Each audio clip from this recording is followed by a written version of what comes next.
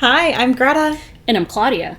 And thank you to Greta for the sidecars. This is going to be an interesting episode. Oh, God, it already is an interesting episode. We should have probably waited until after we were done shooting to drink the sidecars. Maybe not. You live and you learn. All right. Or do we? I'm 50. I don't think I'm going to learn much at this point. Welcome to Knitters and Critters and Drinkers, where we talk about all things Critical Role and, of course, our own knitting projects. That's right.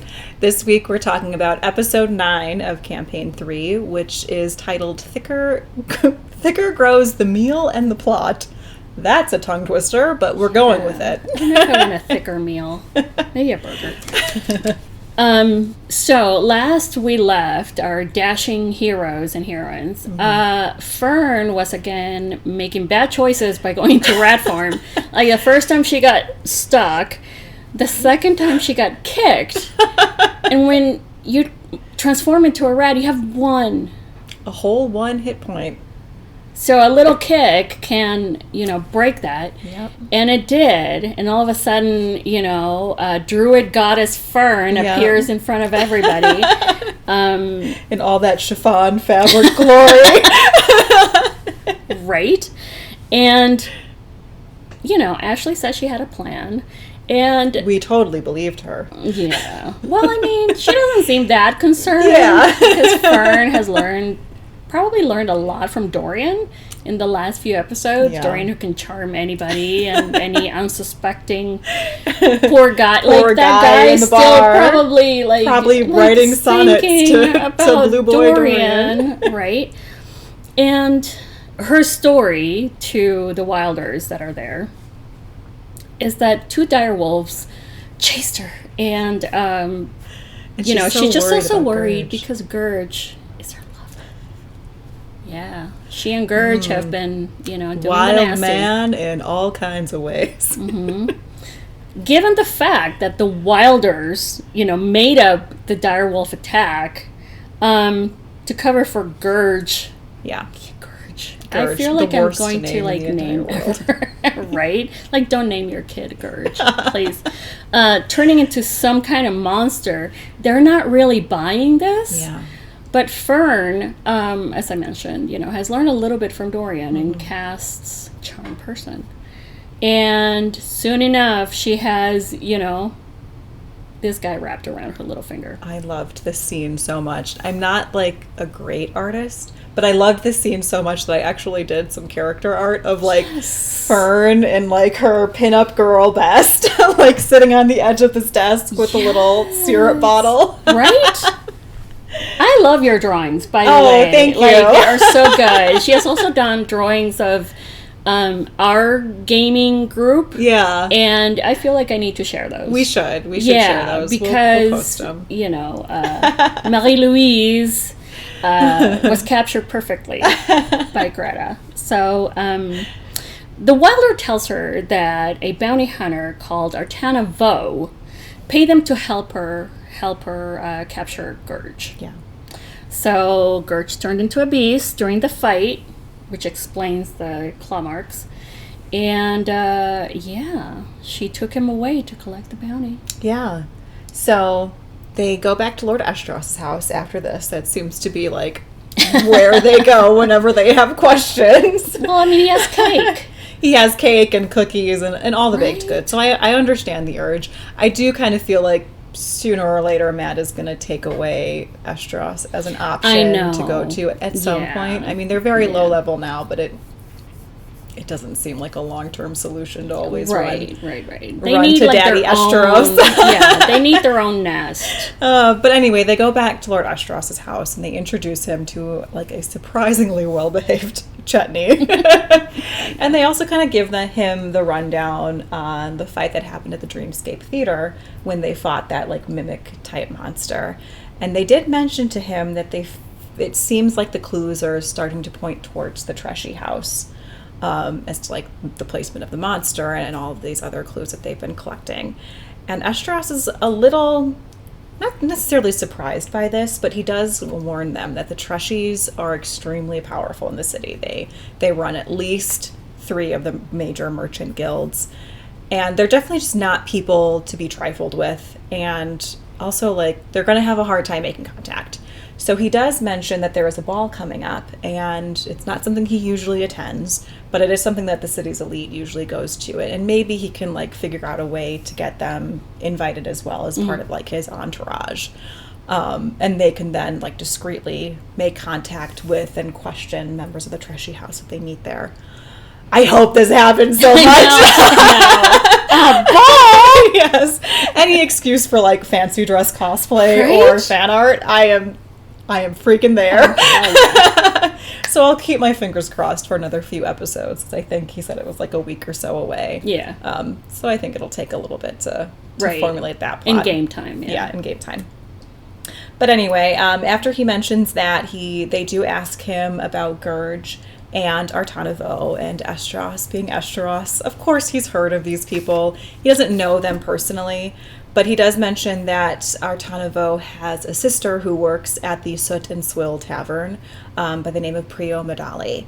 So naturally, they go off to talk to Prio. And at this point, it does feel, we should have saved our sidecars. It feels like they're doing a pub crawl of Dressar, just going tavern to tavern to tavern. Missed opportunity. We can always, cut and make a drink and come back. No, it's okay. No, I have to pick up kids. Yeah, yeah, drive home.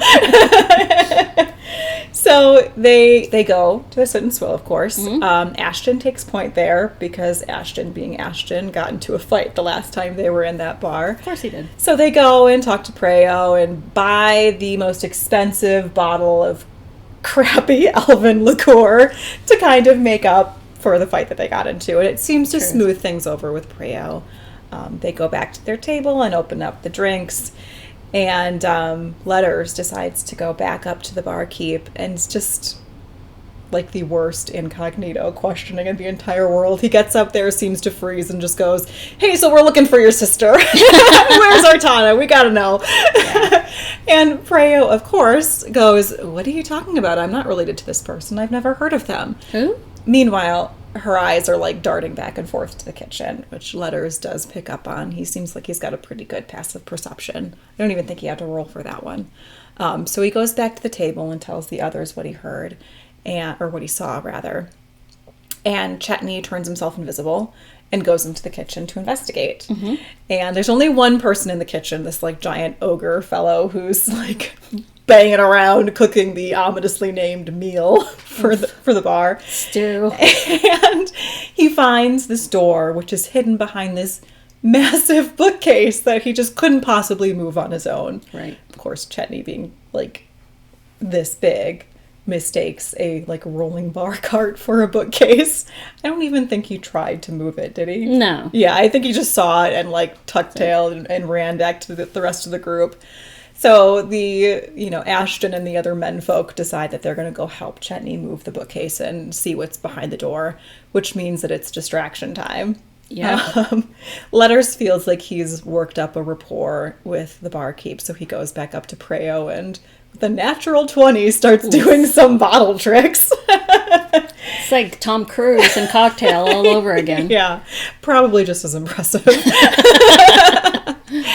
And meanwhile, Fern orders the meal and just thinks it's the best thing she's ever had and demands to see the chef to give him her compliments, which made this ogre chef's like decade. He comes bounding out of the kitchen so happy. And of course his name is Pretty. Like, this was almost too adorable to handle, this whole scene where they're like gushing over Pretty's food and getting his recipe, and then as a last-ditch effort to give the rest of the group more time to investigate, Imogen asks him on a date. We've all been there. Take the cuteness. We've all been too there. Adorable.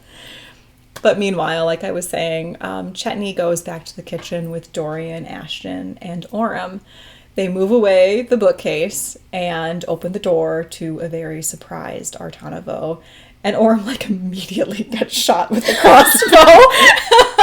It's like, she's not even, like, considering it. She just shoots first and asks questions later. Oh, yeah. And she shoots a couple more times before they finally calm the situation down by, like, handing over a crap ton of gold. And she tells them what she knows, which is basically she was hired by this business commissioner person called Vali Dertrana, I think. And this guy hired her to abduct Gurge and deliver him to the Moon Towers. Or the Mirror Towers? The Mirror Towers. And so she took the job, and she's really kind of not happy with Dertrana because apparently it was a lot more difficult to capture Gurge than she was expecting. And if these people want her to recapture him, they're going to have to pay like 8,000 gold to do it. So obviously Gurge is not She knows her worth. Yeah, and Gurge is obviously a difficult quarry to capture. Right. And she does kind of ominously mention, if you're going against him, do not get bitten. I'm thinking, oh, werewolf! Of course, Travis has a werewolf in his backstory. He was obsessed with them since Campaign 1. I'm surprised his real character isn't one. Yet. Touche! So they get that information from her, and then they get out. And they go directly to the Mirror Towers, of course, after this. It's like the place to go. They try to talk their way into it, but it's in a very swanky, high-scale part of the city. There are wilders everywhere, and they can't even get through the front gate. Oh my gosh, I completely forgot to mention Dorian talking to Artana. Huge mistake. He sees his chance to talk to a real-life bounty hunter, and he goes, by the way, have you heard of any, really expensive bounties that have come in? Dorian, you sweet child. You sweet summer child, what were you thinking? She immediately, gives him the up-down and is like, why, yes, I have heard of this very expensive bounty. And he manages to convince her that he is not the Genasi she's looking for. However, she does kind of say, in an almost pitying tone, sweetie, get your brother out of town quick. That is your only chance at saving him at this point. Ooh, did he make some trouble for Cyrus just Seriously, then? yeah, That's Dorian, tough. Come on, stick to flirting. Yeah. But anyway, like I was saying before, they go to the Mirror Towers. They don't get let in. So they naturally go to Estros, because that's who solves all of their problems. Daddy. Estros does give them a letter of introduction, and Dorian tries to grasp at the loose straws and ask him, is there any way to nullify a bounty? And Estros is like, what have you been doing in the last 2 hours? They're like, no. My brother just got into a little bit of trouble. It's all a misunderstanding. He didn't actually do it. Daddy Estros doesn't have any good ideas, but you can really tell that Robbie is like, what have I done? Why didn't I ask Estros about this first? Why did I open my mouth and say anything to Artanavo? Because I'm calling it. They are going to be fighting this lady in a couple episodes when they try to get Cyrus out of the city. Yeah. She's going to be hot on their tail the entire time. But anyway, that's my called shot for the evening. With the letter in hand, they go back to the Mirror Towers and get into the office, into Vali Dertrana's office. And of course, they have his overzealous attendant to kind of sweet talk.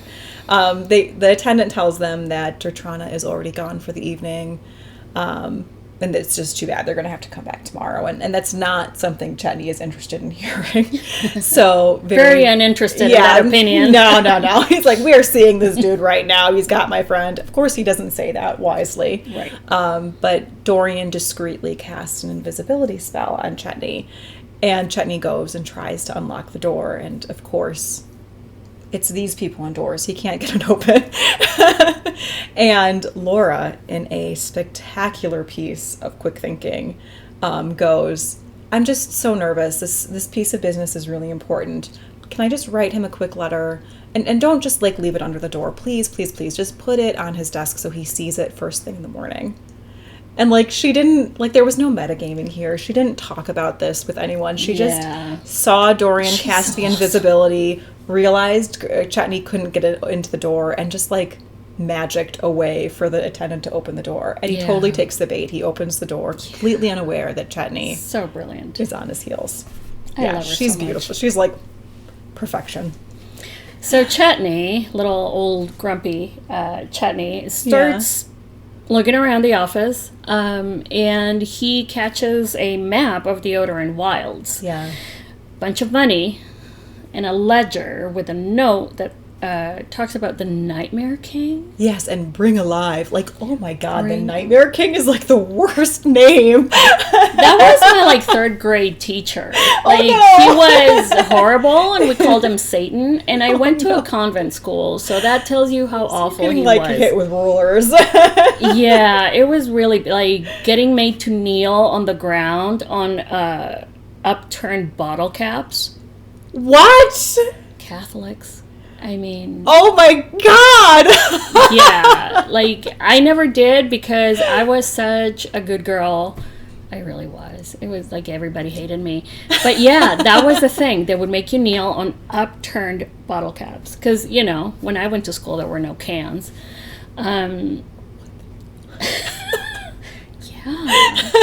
I mean, Catholics. I'm just saying. I'm a recovering Catholic. If any other recovering Catholics are out there, I am happy to talk to you through your trauma. And, yeah. Sister Mary and I apologize for your experience. Yeah, seriously. My great aunt is possibly the coolest nun anyone has ever met. Yeah, so I remember that it was an all-girls school, and... like, we were caught holding hands with our friends. We were called lesbians. It's like, who else are we going to hold hands with? Like, okay, give me an alternative, but then I'd probably be called a whore. Yeah, you know, those Catholics. are your options. A whore or a lesbian. I mean, yeah. No wonder. Why not both? Yeah, no wonder I'm so maladjusted. But anyway, he finds another hidden doorway. Like, this is like behind the an actual Inception. bookcase this time, not just a drinks cart. So he hears 2 people who are talking about, okay, you need to like step it up, get things done. One of the speakers is named Ira. Yeah. An old Jewish man, apparently. Okay. And he tells the other guy to bring him, you know, a few people. People who won't be missed, like the scum of the earth, riffraff, you know, a little Mahan child, whatever. The other boys, we're assuming it's their Trana, who doesn't want to bring children into this. Yeah. Although, is it like any children or just like the rich Mahan children that he's not happy to you know, they're different. One is worth more. And they're trying to, you know, starts walking up the stairs, and Chetney scrambles back into the office, and he makes it, but not fast enough. Yeah, I can't get that door open. Doors are the key to everything. The ultimate big bad in every campaign. Yeah, you think it's, you know, Delilah Briarwood, but no, it's a door. It's a locked door. So they're trying to figure out that there's somebody in his office. And he gets out a big bad sword and starts whooshing around, hoping to catch whoever it is. And Chetney ends up jumping out a window. Jason Bourne style. Yep. And that's where the episode wraps. Oh my gosh! Seriously. Talk about like an avalanche of information at the end of the episode. And it's like, you know, here's me again on my murder board. Like, he's got a map of the Odiran Wilds. He must be somehow involved in Cyrus's, like, being pinned for this theft. And, oh no, someone, like, is stealing people. It's probably related to Gurge somehow. You can tell somebody is writing a mystery right now. Yeah. Just saying. I am. Yeah, I'm working on a young adult mystery right now. And it's feeding into my paranoia about basically every normal happenstance. Everywhere. Don't get me started on my neighbors. She's like, it's a rear window in the suburb. She's like, are you really Claudia? Blink once if you're okay. What you put in that sidecar, Greta? I'll never tell. So that was a very full episode. It was. Yeah. I'm very excited to see what happens next. Because they're still like in this closed courtyard. It's not like they can just run down the street and disappear. And only Chetney's invisible. Everyone else is still just hanging out. So it could be an interesting opening to episode 10. would be fun. Looking forward to it. Yeah. And Fern, please stop turning into rats. Yes, please. just flirt. You're a much better flirt than a rat. I mean, seriously, like, you're 2 out of 2 turning into a rat. Oh, I mean, she kind of turned it around on this one, but, yeah, you know, like, rat is kind of dodgy for you. Yeah, it's just not your spirit animal, you know. Yeah. Well, that's that episode. Should we talk about some knitting? What are you working on? Let's talk about the knitting.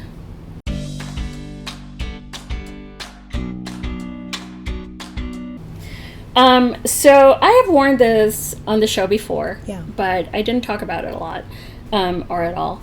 And it is actually my Wave of Change cardigan by Denise Bayron. And Denise is somebody who makes very minimalistic, modern... Denise? Not that Denise. Not that Denise. That Denise just gives you the attitude. Yep. Sorry. This Denise lives in a tiny house, which is amazing. Oh, yeah, she does. And she actually won an award for, her tiny house setup and decor and everything. She's pretty amazing. And she designed this Wave of Change, which is pretty much stockinette with a few rows of garter. Okay. Thrown in. It's bulky yarn. I made this in Brooklyn Tweed, Quarry. So it's very, very quick knit. Yeah. Very cozy. I'm wearing it over my husband's Mighty 9 t-shirt. And she also has a pullover. So if you're interested, I will leave all the information down below. And my 2022 Make 9 is already going off the rails. Oh, no. We're not even through January. I know. I also already blew my yarn budget for the year. Oh, no. Because 3 of my favorite indie dyers released a dark academia. What? Yeah. Plies and Hellhounds. I mean, that is a name and a half. Yeah. Plies and Hellhounds released a dark academia collection, and I'm like, please take my money, take all of it, and take more. Take some of my husband's money too. I have 2 friends that are coming out with dark academia books this next year. Ava Reed and Rebecca Kwong are both. And it's like, oh my God, I need to Google this and send this to them. I don't know if either of them are knitters, probably not, but if you're going to cosplay any of their characters, make sure to check out that yarn. Yeah. And I will also leave the link below. And then the wonderful Hailey from Ozetta Designs, she makes beautiful basics. I don't mean basics in a bad way. I just mean the stuff that you reach for every day. Classics, things that you know you're going to be comfortable in. Mm-hmm. And she put out a call for her Winters Pullover. And I have already made her season sweater, which I will be wearing in a future episode. And it's one of the most comfortable cardigans that I have. So when she put out the call for this Winters Pullover, which is a turtleneck, kind of down to the middle of your thigh, so you can wear it with tights. Kind of thing. Yeah, just comfortable, nice for the winter here in Wisconsin. So I've started it, and this is the first time I have started a sweater with this type of construction. It is short row bag, and then you're going to join on the round, and I'm not still sure how that's going to happen, but I'm trusting the pattern. She has obviously made several really nice patterns, so I am very excited to see how this turns out. I went budget with this yarn because otherwise my husband will murder me. He won't, but I'll solve the case. No, he's so good. He's like, get the yarn, I mean, he benefits from my knitting too. That's true. So this is Lion Brand Woolies, which you can get at your local Joann Fabrics. And it's a very neutral colorway, and you can wear it. I figure that when this is done, I can wear it with any of my leggings or whatever. So yeah, I'm very excited about this test knit, and I understand that somebody visited their local yarn store recently. I did. I didn't even know that there was a yarn store in my area, but my sister called me because my niece Cassie has this pair of mittens that she loves, and of course she loves them. They are adorable. Unfortunately, her dog Luna also loves them, and mauled the little face of this mitten, and there were tears involved. And my sister asked me if I could fix them. And I was like, oh boy, I am a new knitter. I do not know. But she brought them over, and it looks to me anyway like it's just this like quasi heart-shaped patch that got mauled. So I went to the yarn shop to see if I could find some kind of replacement yarn. And I found this really beautiful, thanks to the owner of the shop, this lamb's wool. It's like this very dusty pink color that I think I can I've test knit like a reverse engineered kind of like shallow humped heart shape that I think we can use to replace this. Yeah. And I'll just make 2 of them to replace that. So it's like my first time like knitting something that I'm kind of making up as I go a little bit. Like there are lots of like... It's a rabbit hole coming up. There are lots of like, here's how you make a heart-shaped knitting thing. But it's not like a true heart because it's very... like shallow humped, like I said. It's more of a wave up here than a hump. So we'll see how it goes. But the yarn shop is beautiful. It's called Fiddlehead's Yarn. It's in Kenosha. So if you're anywhere near the Wisconsin-Illinois border, please go check it out. It's like in this remodeled, almost like house, it feels like, because there are a bunch of different rooms.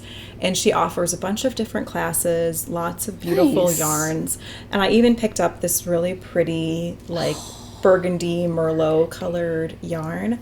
I decided I am going to go ahead and make the Caleb's cabled hat next for myself. And it's funny, like the pattern notes mentioned that, you know, make it in a nice brown color. That seems like very Caleb. Brown is not my color. I am all oatmeal from like from top to tail, people. I do not need more oatmeal coloring. So I thought this is coming up very red in our shot, but it's really more of like a dark, like I said, burgundy color. I'll put a picture of the it's really pretty color. So I'm looking forward to that. And it's lamb's wool by Biches and Bouches. And I'm probably butchering that pronunciation. I speak German, not French. I apologize. But I also found these really adorable, like, stitch markers. I've always been jealous of all of yours because you, like, have a zillion. I do. And these are like little owls. They're so cute. So cute. So I'm very excited to use them.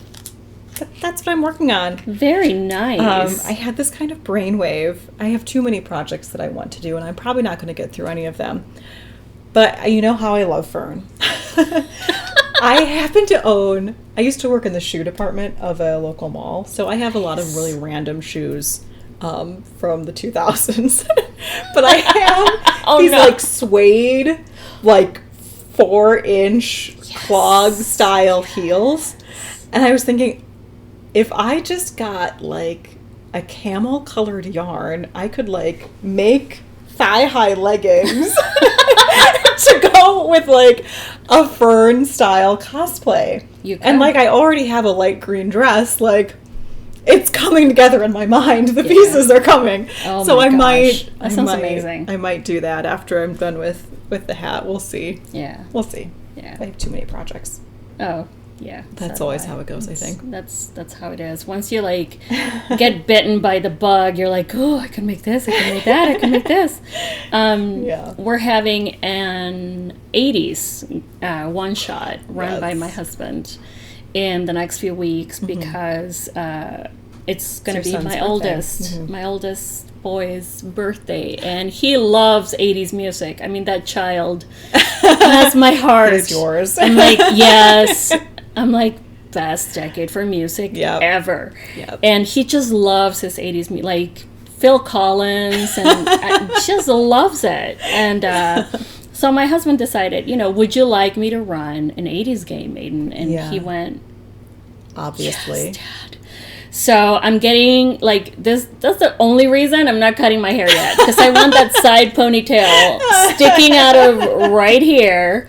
I might get like a fake like thing, and I need some kind of neon t-shirt that I can cut the neck off. And I was gonna knit like leg warmers, but nobody's going to see them. So Yeah. yeah. So I am very excited about this. I am very excited for that. I've been like looking up Atomic Blonde, that Charlize Theron movie from a couple years ago. Great movie if you haven't seen it. But like the wardrobe in that movie is beautiful. It's perfect. And of course, you know, I'll have to like get my 3-barrel like hair kinker out and like dust it off from the 90s and like crimp up my hair real good. Yeah. But I'm thinking, oh, like, you know, shoulder pads and sequins and yes, whatever we do, it'll be epic, and we will put pictures up on our it. Instagram. So be sure to check us out at Knitters and Critters on Insta. Definitely. We're also going to be sharing some. We're both avid book readers, voracious book readers. I mean, she's a writer, but even before that, I think you were a voracious book reader. So we're also going to have some segments about the books we're reading, and I hope you guys will join us for that. Yeah. Well, thank you all for joining us on this episode of Knitters and Critters. Be sure to stop by next week for our recap of episode 10. Yes. In the meantime, please be sure to like and subscribe to our channel. Leave any comments below. We love to chatting with you all. Excuse me. And have a good one. Until Bye. the next sidecar. Bye.